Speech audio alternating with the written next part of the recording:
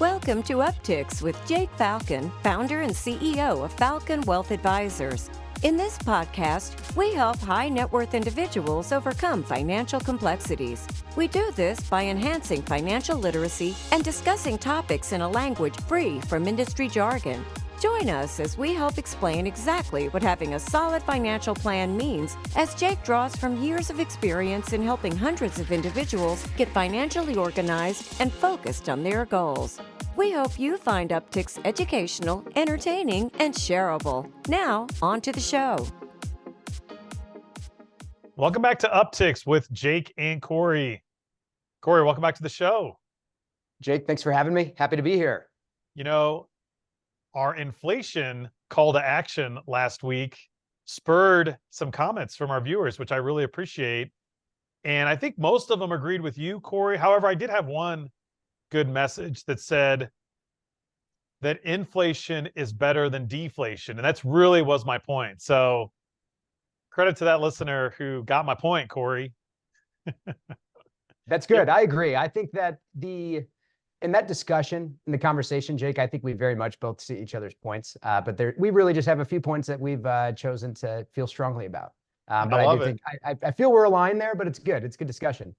Yes, and that's the whole point of Upticks is we're looking at enhanced financial literacy, and we want people to understand that it's okay to have a viewpoint as long as you're making good, sound financial decisions that line up with your financial plan. It's really what it's all about. Great, Cory. Let's dive into it today. Go ahead and kick us off. Let's do it. The first article here is there is a reason a killer money-saving app still doesn't exist. What have you got for us, Jake? Yeah, so this article was referring to, I believe, Mint or some of those other budgeting apps that are typically free, and they didn't really take off, which was really disappointing for, Cory, for what you and I do. We want clients to feel empowered that they can control their spending and they know where all their dollars are going. And the gist of the article is that there's no money in money savings apps for the developers, since advertisers find a hard time getting people to click on their ads for more credit cards, for example. Plus, it costs money for the developers to host users. So the idea is that, American Express or Visa, if they're going to advertise on an app, Cory, where you're trying to lower your spending, you're probably not going to go apply for a credit card and try to extend your debt or your liability when you're trying to lower it to begin with. Also, people don't get excited about tracking their spending like they do trading stocks, learning a language, or scrolling through social media. So I take offense to this, Cory, because I get excited about tracking my spending. I look at it almost every day. I use a software program that's actually available to all of our clients at Falcon Wealth Advisors called eMoney.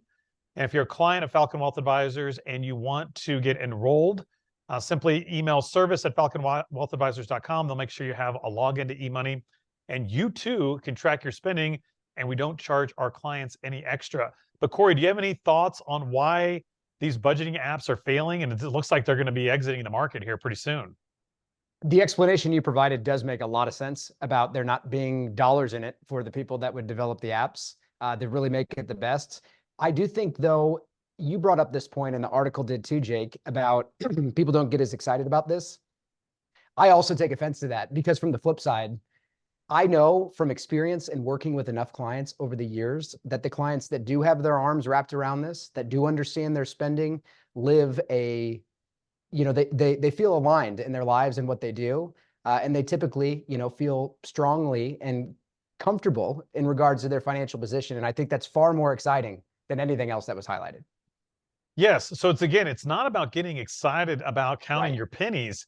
It's about removing this cloud of fear and uncertainty. And you can do it. You actually can do it without having to do anything major. And there used to be these free apps that are going away. Falcon Wealth Advisors, we have a tool that you can use. Or Cory, we've talked about this before. You can literally just take a legal pad and start jotting it down and total it up, and you know where your money's going. I'm not suggesting people cut everything either. I just think it's important to know where your money's going. It's revealing. Yeah, it's good. Good. All right, Cory, our second topic today, retirement accounts are the new emergency funds. Yes, this is from Most of the information that was in this article at Barron's is from a study done at Fidelity. And what they found is that from the third quarter of last year through the third quarter of this year, hardship withdrawals rose by 28%. They also found the top two reasons that 401k plan participants gave for taking money out was avoiding foreclosure or eviction and medical expenses. 401k loans are up in the same period, and ultimately all of this underscores the need for workers to set funds aside in a separate account for a rainy day. And this went on to talk more about the in-plan emergency savings account that's going to be rolled out in 2024, where 401k plans will allow people to save up to $2,500 a year in this post-tax account inside their 401k.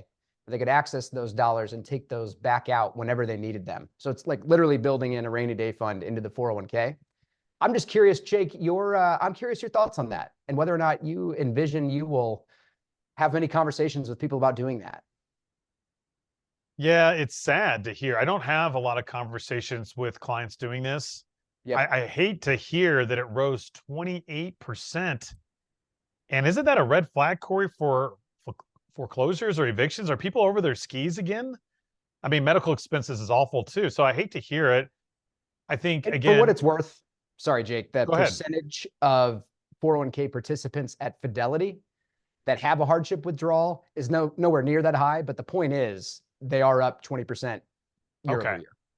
Okay. Yeah, that's good to clarify. I just, it bothers me that, again, people aren't setting up their own rainy day funds. I guess it's okay, but $2,500 a year is not that much money to really put in your 401k for a rainy day. I think, and it counts towards your contribution limit. Yeah. So I'm against that. And again, I don't want anyone to take this show as advice. It's to enhance your financial literacy. But if you want to save a rainy day fund, there's probably a lot better ways to do that where you can earn some interest and put a lot more than 2,500. A lot of these gurus will say 6 months in cash. I think that's a little aggressive. I think 3 is generally appropriate. But again, that's not advice. Depends on your job. If you're at a high risk job and maybe your spouse doesn't work, you might need to have a year. If you've got a contract job where your employer is legally bound to pay you over a certain time frame, maybe you don't need to have as much. But again, I don't think the 401k is designed. I'm glad they did something right to bring awareness, Cory, but I don't think it's the best vehicle for your rainy day fund. It seems to me like that is an option that's being made available that 401k plan participants that just may not think otherwise of the right way to do this, at least have this as an avenue to be able to save funds and be able to pull the funds back out without a hardship withdrawal. But yes, I agree. I would imagine for a lot of the people that watch the show, or a lot of the clients that we work with, there's a number of considerations around how you're really saving for that rainy day fund. And that may or may not be the right way.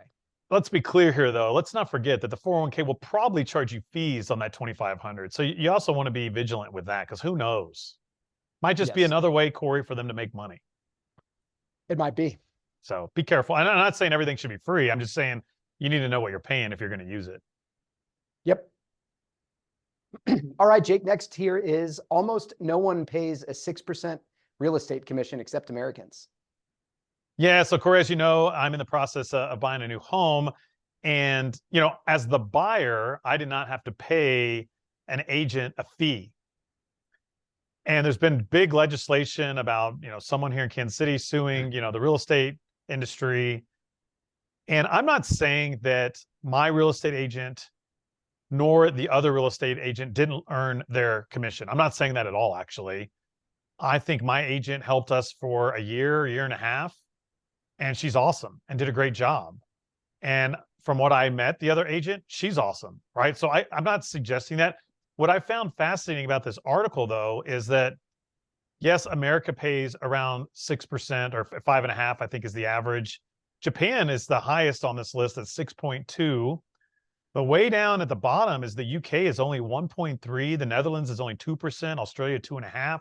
China is only 2.5%. So I just thought it was interesting, Cory, that it's not standard across the globe. And just like many professions, you get paid differently based on where you live. But I couldn't imagine real estate being as popular of a profession in the UK if you're only making 1% on the transaction, or there'd probably be bigger conglomerates of people pulling together to do that. I don't know. But anyways, like I said, I'm not saying it feels high to me, but again, my agent, I feel like did a good job, but 6% is a lot for a transaction when a lot of it is online now. But what are your thoughts on it? I think the 6% commission seems high in the context of home prices in 2023. And I think that was really the root of a lot of the legislation, is what home prices have done over the last several decades, but that commission has really stayed fixed. So the dollar amount has grown meaningfully as home prices have grown. And, theoretically, I think if someone is buying a more expensive home, in the same way a lot of other professional services might be structured, maybe the fee that they pay is less. Instead of paying, if someone's buying a $10 million home and they're paying 6%, not me. and yeah, me neither. Or someone's buying a $500,000 home and they're paying a 6% fee. At least theoretically, the work that's being done is similar, but that's a big difference in terms of actual cost. That's a really good point in there, that the price, maybe it should be capped, or a flat fee. Yep. But again, I'm not a real estate agent, so I don't really know all of Agreed. the contracts and the licensing and the law. So, it's weird though. I think this is easy for me to say now that I'm not paying it, but I think the buyer should also have to pay a fee and the seller pay a fee. And that doesn't really work here. That's not how it's working out. Like, the seller is paying all that commission. I probably had to pay a very nominal fee to my agent, I think, reading through the agreements. It was small, though. It wasn't even compared to, thousands and thousands and thousands of dollars. It didn't appear to be that. So I don't know. I think it could use some restructuring. I think that both parties should have to pay. And, quick side story, and I've talked about this on the show, also there needs to be some ethics in the industry. I feel like, Rachel and I tried to buy another house and we weren't really given a fair shot. Now, I love the house that we bought, and so does Rachel. So we are very happy with what happened now. But during that moment, Cory, when we weren't allowed to bid against another buyer because the selling agent just didn't want to, I didn't agree with that at all. So I think the whole real estate market industry, whatever you want to call it, needs to be overhauled. There needs to be more transparency, and the fees probably need to be on both sides of the transaction. I agree. Solved it. Problem solved. On to the next one. All right, good. So let's hear it, Cory. 3 reasons to take Social Security early. And we just had an internal financial planning meeting that said something against this, Cory. So I'm curious, what are your takes on 3 reasons to take Social Security early?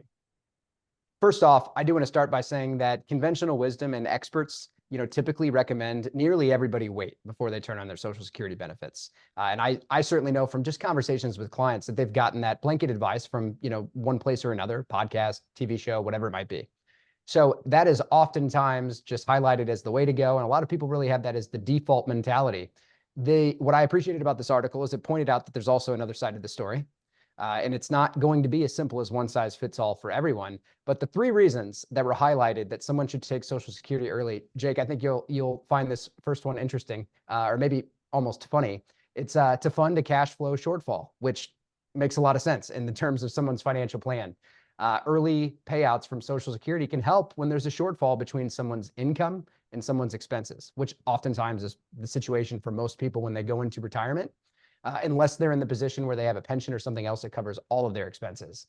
But I thought that the author made a good point in this article, which is that if retirees need more cash flow early in retirement and they delay Social Security, they end up relying heavily upon their investment portfolios, which can be tough to watch and to see, just psychologically for people to see in terms of their investment assets if they're getting drawn down more quickly, even though that's in conjunction with the strategy to turn on Social Security later. That could still be a big psychological challenge for people to overcome. And also historically speaking too, and again, the numbers are different for everybody. If you have a larger nest egg and you're trying to protect it, turning on Social Security early might help protect your nest egg. Because again, the big deal here, Cory, is nobody knows how long they're going to live. And Correct. So it's really hard to get this right. But what were the other 2? The other 2 were to pay bills in cases of declining health or your family health history. It's a bit morbid, but frankly, the point here was if for one reason or another, if you do not expect to live late into life, that would change the consideration around how you approach Social Security. And lastly is to fund wants instead of needs. And really, they talked about retirees here, like single retirees, for example. If someone's not married and doesn't have children or no dependents, they have a pretty straightforward analysis around making that decision, because you're not trying to optimize it for someone else. But they also hold on. highlighted So what the article's saying is that if you're single or married and have no kids, that you should turn it on sooner. Is that what it's suggesting? Yes, if the decision to turn it on is really to pay for things that are wants as opposed to needs, because like the need for Social Security in terms of the long-term plan and the investment portfolio is a lot different if it's not multi-generational. That's fair. I could see that. And Good. I also like the one other point that they made here real quick, Jake, was that even for married couples, claiming Social Security early can be a funding tool for lifestyle goals. Like if somebody is in the situation where Social Security is not going to make up a significant portion of their necessary income in retirement, the strategy of when to turn it on and how to use those funds and even interest and investing the money along the way, all of that just can point to it maybe doesn't make sense for everybody under the sun and to wait until they're 70. Right. And I think that's the best takeaway from this article is that it may make sense to take it early. It may make sense to delay it, but you got to remember, we're dealing with a big unknown. And that's, your life expectancy of when you're actually going to pass away. And so I wish there was a perfect answer that we could just tell clients, Cory, but we can't. A lot of times too, we'll delay one spouse and turn the other one on early if they're married. So there's a lot of different strategies. Ultimately, it comes down to your financial plan. First and foremost, you want to make sure your plan is healthy and strong, no matter which one you choose. That way you really can't choose or make a wrong decision as ideally in there. So again, good one, Cory. Thanks for sharing that one.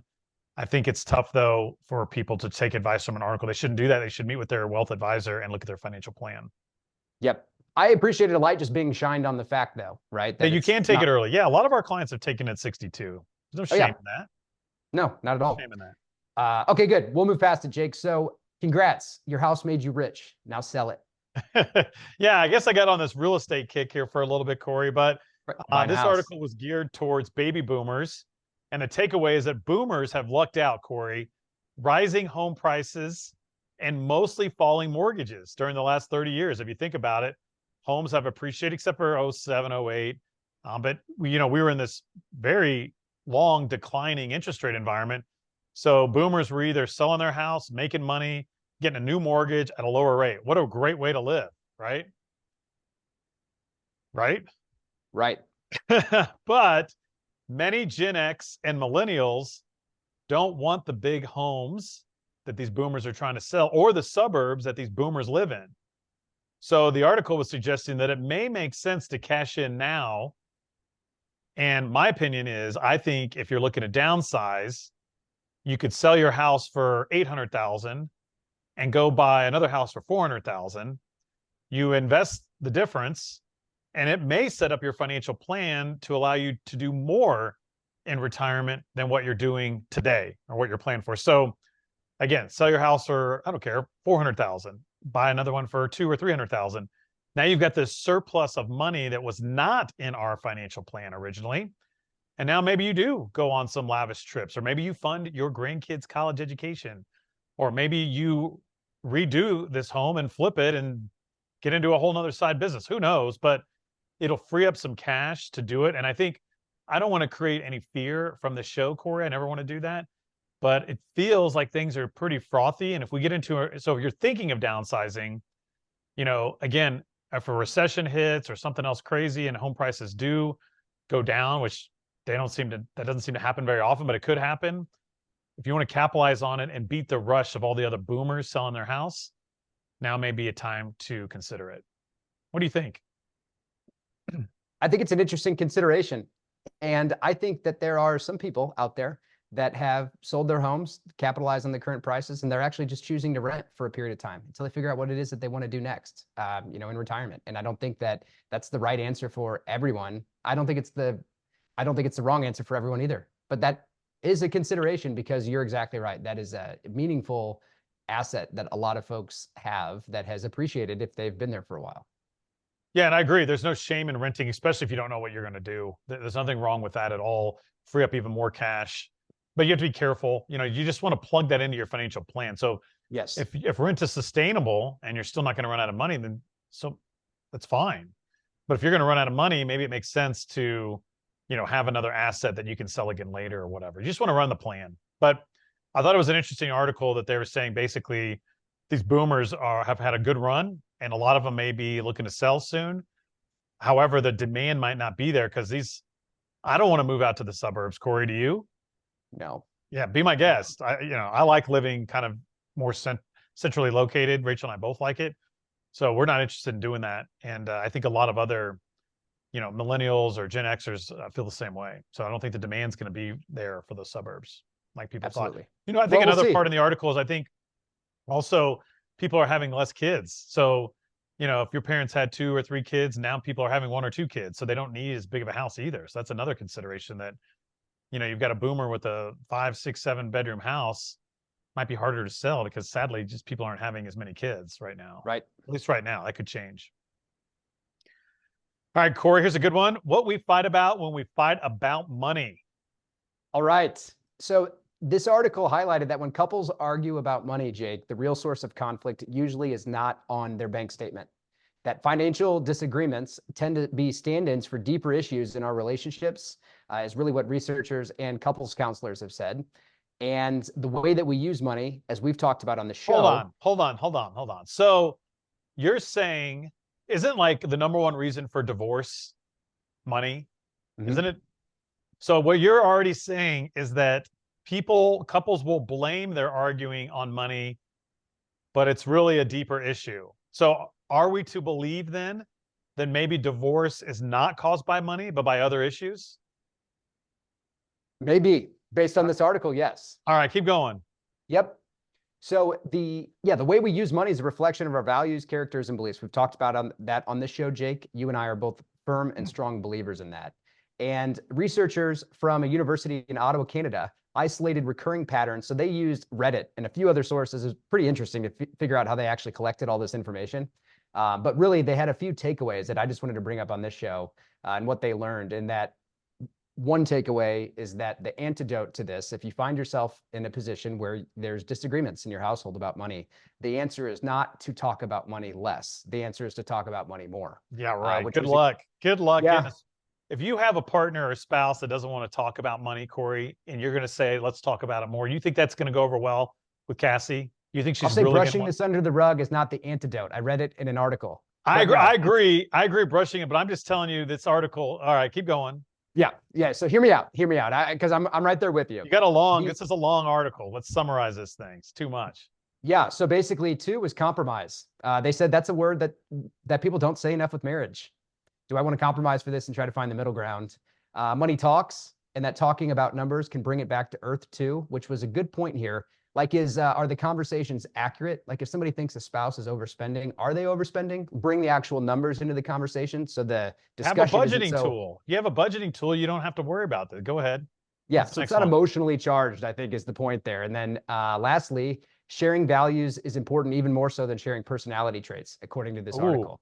I like that. They said that this is romantic partners who disagreed about shared values could ultimately end up splitting up.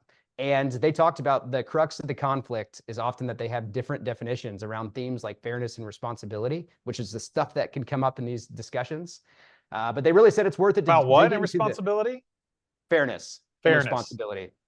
But the last point that I wanted to make here, because this is good, they said it is worth it to really dig into the potentially difficult conversations around big money decisions. Because when things are working well, coming together to achieve the common goals, such as saving for retirement, preparing for your kids' financial future, will actually create intimacy, not money strife.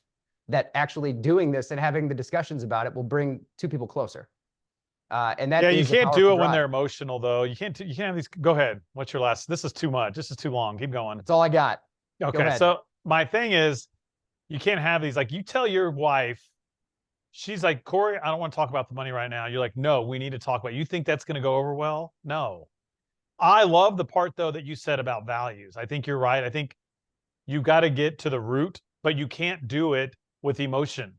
You can't do it when either spouse is emotionally charged. It's not healthy. So you've got to let each party embrace their emotions. And when they're ready to come to the table with a open mindset and a willingness to listen, I think you're right on, though, with the article about checking in with your values. And sadly, values might not be aligned. Now, does that mean you need to get divorced or keep fighting? No. Perhaps you have different values and you still love each other and you can respect those different values. And then you can go back to the budgeting tool, like I recommended everybody look at, and then you don't have to fight about money. You know, one of the things that my parents, or my dad especially, instilled in me early, we've talked about this way back on Upticks, is to not fight about money. He doesn't like that. He doesn't like fighting about money, and I appreciate that. So that's good. So again, the key here is to recognize that money is a tool. For many of our clients will say it's a tool. It's a means to an end. I need it for my necessities. I need it to live. But just like any tool or any means to an end, you can let that become bigger than it is. So let's get to that fundamental. Let's use that budgeting tool and let's not fight about money. I like it, Cory. Good article. I had that in the list too.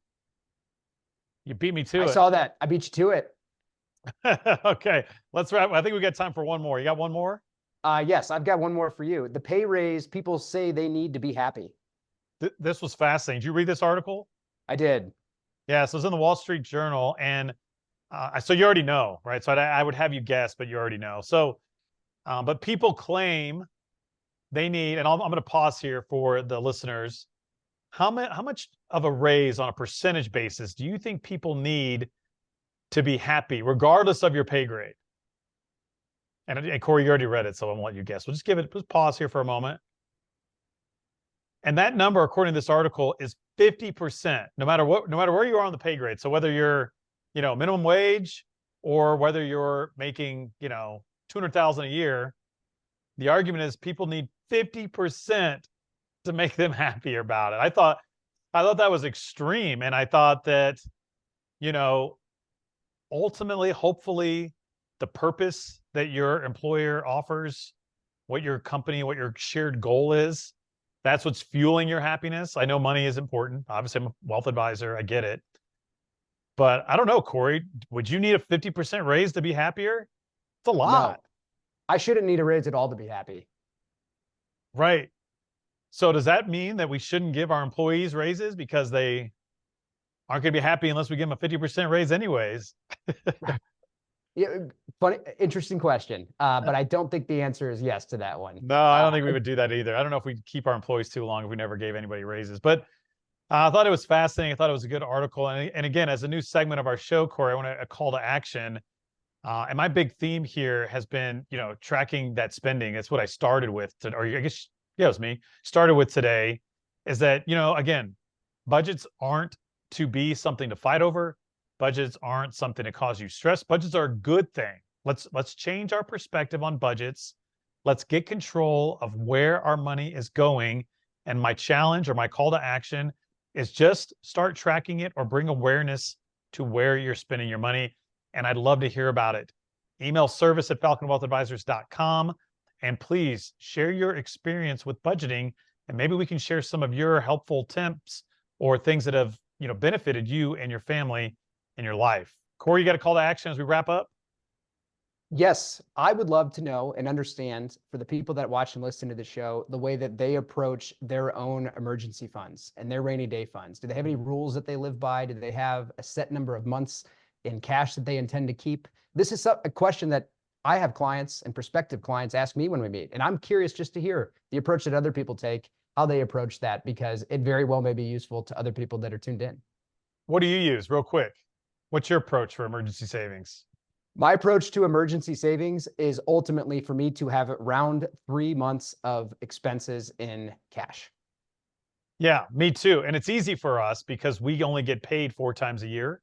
Yeah, pretty easy. So you get 3 months relative. worth, you spend it down, you get 3 months worth, you spend it. So that's how I am too. But I think it provides me and Rachel a lot of comfort.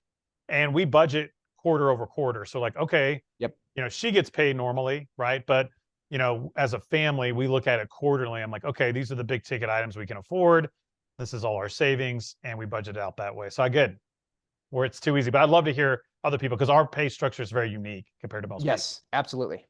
So, well, good. Well, thank you, Cory. Thank you for sharing the articles, and thank you all for tuning in. Please like and share our content. Again, the purpose of Upticks is to enhance financial literacy. And so thank you for tuning in, and we hope all of you have a great week. Thank you for listening to Upticks. Click the subscribe button to be notified when new episodes become available. Also, be sure to visit our website, falconwealthadvisors.com, and click the Contact Us button if you'd like to meet with Jake and his team.